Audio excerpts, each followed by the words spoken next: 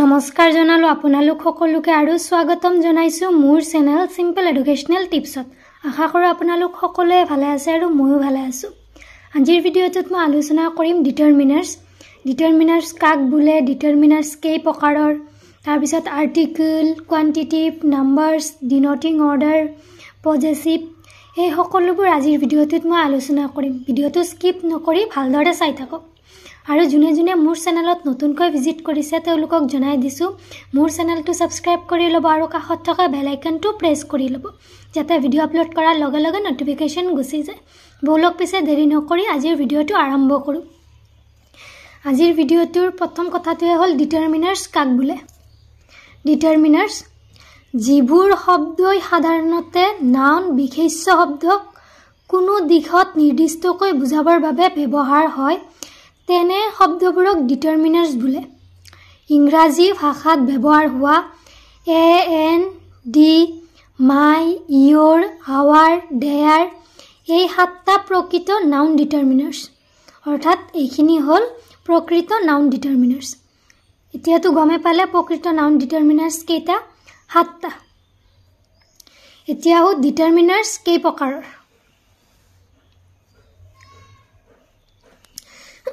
ডিটাৰমিনাৰ্স আপোনালোকৰ তিনি প্ৰকাৰৰ। প্ৰথমটো হ'ল সিঙ্গুলাৰ ডিটাৰমিনাৰ্স, দ্বিতীয়টো হ'ল প্লুৰেল ডিটাৰমিনাৰ্স আৰু তৃতীয়টো হ'ল নিউট্ৰেল ডিটাৰমিনাৰ্স। এতিয়া সিঙ্গুলাৰ ডিটাৰমিনাৰ্স কাক বোলে।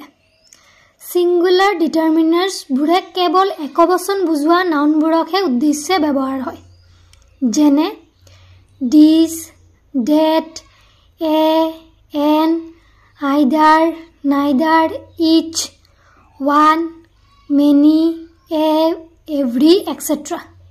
এইখিনি হ'ল আপোনালোকৰ সিঙ্গুলাৰ ডিটাৰমিনাৰ্স। এতিয়াও প্লুৰেল ডিটাৰমিনাৰ্সত প্লুৰেল ডিটাৰমিনাৰ্সবোৰে কেৱল বহুবচন বুজোৱা নাউনবোৰক উদ্দেশ্যে ব্যৱহাৰ হয়।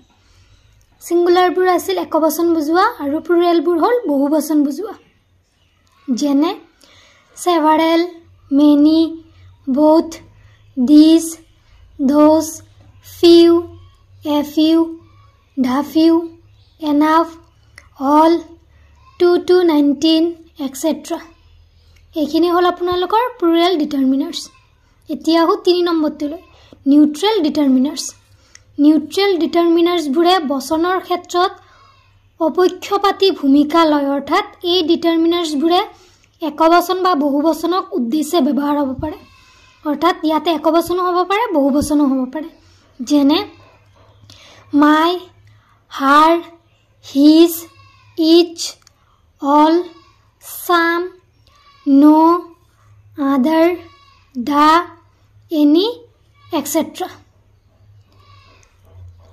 ওপৰত উল্লেখ কৰাৰ উপৰিও ডিটাৰমিনাৰ্সবোৰক তলত দিয়া ধৰণে ভাগ কৰিব পাৰি, অৰ্থাৎ ডিটাৰমিনাৰ্সবোৰক আৰু বেলেগ বেলেগ ধৰণেও ভাগ কৰিব পাৰি, যেনে প্ৰথমতে আছে আৰ্টিকল এ এন ডি, দ্বিতীয়তে আছে determiners similarity to article this, that, that's. 3 নম্বৰত আছে quantitatives, few, little, many, much, some, half, enough এটসেট্ৰা।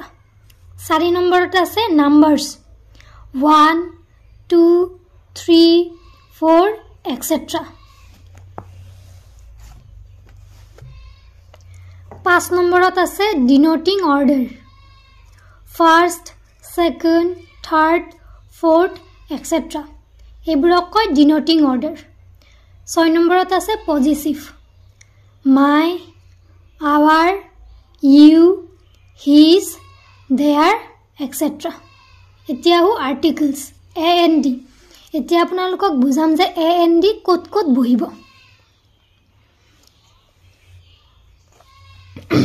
প্ৰথমতে লিখা আছে এ এন আৰু দা 3টা আৰ্টিকল আছে। এ আৰু এনক ইনডিফিনিট আৰ্টিকল বোলে, যিহেতু এ আৰু এন এই দুটা আৰ্টিকলে কোনো সুনিৰ্দিষ্ট ব্যক্তি, জন্তু, বস্তু আদিক নুবুজায়। এ মেন বা এন অনিয়ন বুলিলে কোনো এজন নিৰ্দিষ্ট মানুহক নুবুজায়, ই যিকোনো মানুহকে বুজাব। ঠিক তেনেদৰে যিকোনো পিয়াজকে বুজাব এতিয়াও দা আৰ্টিকল দা আৰ্টিকলক ডেফিনিট আৰ্টিকল বুলি কোৱা হয় কাৰণ ই কোনো নাউনৰ আগত স্থান লৈ নিৰ্দিষ্টকৈ বুজায় ইয়াত দা মেন বুলিলে এজন নিৰ্দিষ্ট মানুহক বুজায় I read the book which you bought yesterday ইয়াত দা বুকে এখন নিৰ্দিষ্ট কিতাপকহে বুজাইছে এতিয়া এইখিনি ভালকৈ চাব আপোনালোকে তেতিয়াহে গম পাব যে এ এন ডি ক'ত ক'ত বহে প্ৰথমতে এ আৰু এন আৰ্টিকলৰ ব্যৱহাৰ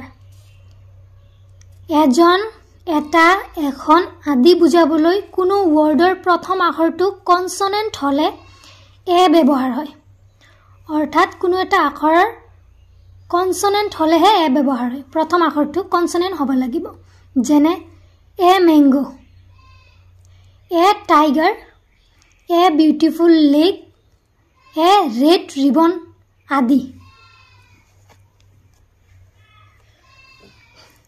দ্বিতীয়ত আছে কোনো শব্দৰ প্ৰথম আখৰটো ভাৱেল হৈ ইয়াৰ উচ্চাৰণ ইউৰ দৰে হলে এ ব্যৱহাৰ হয় অৰ্থাৎ ভাৱেল হৈ উচ্চাৰণটো ইউৰ দৰে হ'ব লাগিব তেনেহলেহে এ বহে যেনে এ ইউৰোপিয়ান ভালকৈ শুনিব ইউৰোপিয়ানটো কওঁতে প্ৰথম উচ্চাৰণটো ইউ হৈছে ইউৰোপিয়ান এ ইউনিভাৰ্চিটি প্ৰথম আখৰটো ইউনিভাৰ্চিটি হৈছে তাৰ পিছত হ'ল এ ইউনিয়ন ইউ উচ্চাৰণ হৈছে ইয়াতো সেইভাবে ইয়াতে এ বহিব এতিয়া 3 নম্বৰটোলে কোনো শব্দৰ অ আখৰে উৱা উচ্চাৰণ কৰিলে তেনে শব্দৰ আগত এ ব্যৱহাৰ হয় যেনে এ 1 ৰূপী কইন অৰ্থাৎ উৱা শব্দ উচ্চাৰণ হ'ব লাগিব 1 আই মেন 1 ৰূপী কইন গুটিকেইটাৰ আগতে 1 উচ্চাৰণ হৈছে সেইভাবে এ বহে 4 নম্বৰত আছে কোনোবা এজনৰ ক্ষেত্ৰত এ বহে যেনে once there lived a monk in this village অৰ্থাৎ কোনোবা এজনৰ ক্ষেত্ৰত হলেও এ বহে এতিয়া 5 নম্বৰটোলৈ কোনো এটা প্ৰজাতি বুজাবলৈ কমন নাউনৰ আগত এ বহে যেনে a cow is a useful animal অৰ্থাৎ কোনো এটা প্ৰজাতি বুজাবলৈ হলেও এ বহে তাৰ পিছত 6 নম্বৰটো প্ৰায় একেই অৰ্থ বুজাবলৈ এ ব্যৱহাৰ হয় যেনে bird of a same father blocked together অৰ্থাৎ same অৰ্থ বুজাবলৈ হলেও আপোনালোকৰ এ বহে তাৰ পিছতটো হল ভগুৱাৰ ক্ষেত্ৰত এ ব্যৱহাৰ কৰা হয় যেনে we visit the temple twice a month অৰ্থাৎ ভগুৱাৰ ক্ষেত্ৰত হলেও এ বহে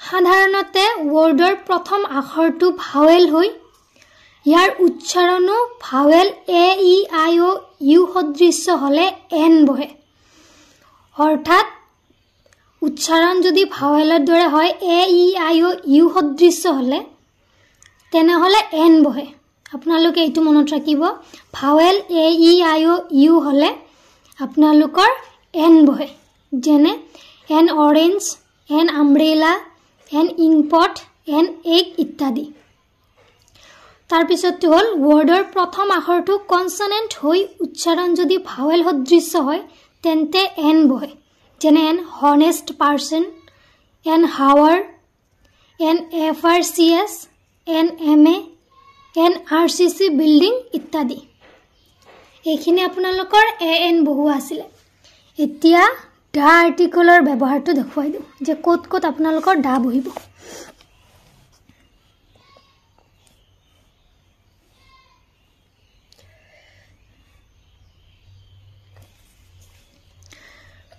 প্ৰথমতে আছে সমগ্ৰ জাতিটো বুজাবলৈ সিঙ্গুলাৰ নাম্বাৰত থকা কমন নাউনৰ আগত দা বহে যেনে the cow is a useful animal the dog is a faithful animal অৰ্থাৎ জাতিটো বুজাবলৈ আপোনালোকৰ দা বহে দ্বিতীয়তে আছে কোনো ব্যক্তি বা বস্তুক নিৰ্দিষ্টকৈ বুজাবলৈ বা আগতে জনা ব্যক্তি বা বস্তুক বুজাবলৈ দা আৰ্টিকল ব্যৱহাৰ হয় যেনে I know the man whom you meet yesterday. He has posted the letter. The teacher find the boy. বুঝিয়ে পালে তাৰ পিছতো হ'ল নদ নদী সাগৰ মহাসাগৰ দ্বীপপুঞ্জ পৰ্বত পাহাৰ জাহাজ বাতৰি কাকত আদিৰ নামৰ আগত দা আৰ্টিকেল ব্যৱহাৰ হয় যেনে The Brahmaputra is the biggest river in Assam. The Red Sea looks beautiful in the evening. The Assam Tribune is a daily newspaper.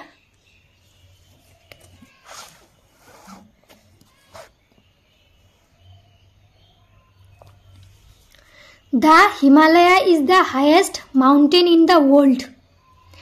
তাৰ পিছত হ'ল ধৰ্মগ্ৰন্থ পুৰণি কাব্য অৰ্থযুক্ত দেশ আদিৰ আগত দা আৰ্টিকেল ব্যৱহাৰ হয় অৰ্থাৎ ধৰ্মগ্ৰন্থ পুৰণি কাব্য অৰ্থযুক্ত দেশ এইসমূহৰ আগতো দা আৰ্টিকেল ব্যৱহাৰ হয় যেনে the Bible is a holy book the Mahabharata is an ancient Hindus book the author of the Iliad is Homer the USA is a big continent তাৰ পিছতো হ'ল বিখ্যাত প্ৰসাদ অট্টালিকা আদিৰ আগত দা আৰ্টিকেল ব্যৱহাৰ হয় অৰ্থাৎ ডাঙৰ ডাঙৰ অট্টালিকাৰ আগতো দা আৰ্টিকেলটো ব্যৱহাৰ হয় যেনে I have seen the Taj Mahal we enjoy the British Museum তাৰ পিছতো হ'ল ঐতিহাসিক ঘটনাৰ আগত দা আৰ্টিকেল ব্যৱহাৰ হয় অৰ্থাৎ ঐতিহাসিক ঘটনাৰ আগতো দা আৰ্টিকেলটো ব্যৱহাৰ হয় যেনে The Second World War is one of the great events. তাৰ পিছতো হ'ল জাতিৰ নামৰ আগতো দা আৰ্টিকেল ব্যৱহাৰ হয় অৰ্থাৎ যিকোনো জাতিৰ নামৰ আগতো দা আৰ্টিকেলটো ব্যৱহাৰ হয় যেনে the Japanese the French the Indians etcetera তাৰ পিছতো হ'ল